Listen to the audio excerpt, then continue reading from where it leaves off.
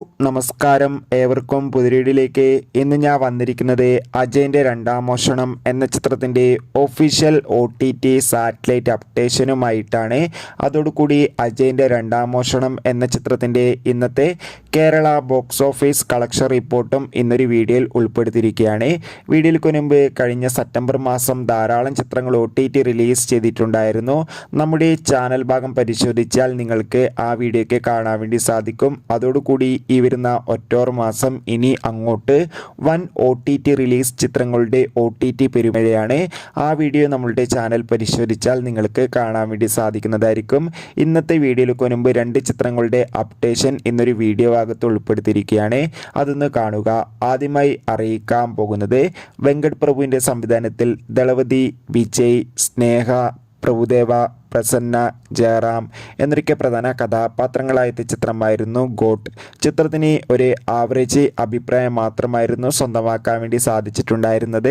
എന്നാൽ ഗോട്ട് എന്ന ചിത്രം ബോക്സ് ഓഫീസിൽ നിന്ന് ഏകദേശം 420 കോടി മുകളിൽ കളക്ഷൻ നേടിയെടുത്തിട്ടുണ്ട്. കളക്ഷനിൽ ചിത്രം വൻ വിജയമായിരുന്നു.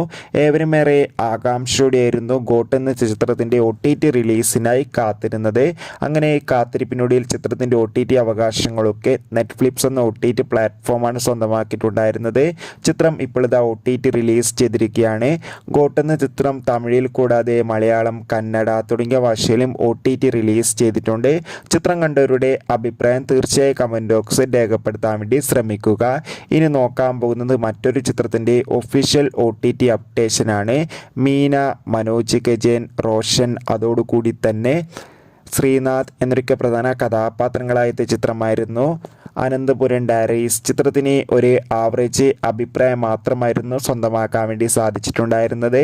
ചിത്രത്തിൻ്റെ OTT അവകാശങ്ങളൊക്കെ മനോരമാക്സ് എന്ന OTT പ്ലാറ്റ്ഫോമും സൺനെസ്റ്റ് എന്ന OTT പ്ലാറ്റ്ഫോമുമാണ് സ്വന്തമാക്കിയിട്ടുള്ളത്. ചിത്രം നാളെ ഒക്ടോബർ 4 തീയതി OTT റിലീസ് ചെയ്യുമെന്ന് ഒഫീഷ്യലായി കൺഫേം ആക്കിയിട്ടുണ്ട്. ചിത്രത്തിൻ്റെ OTT റിലീസിനായി നമുക്ക് കാത്തിരിക്കാം.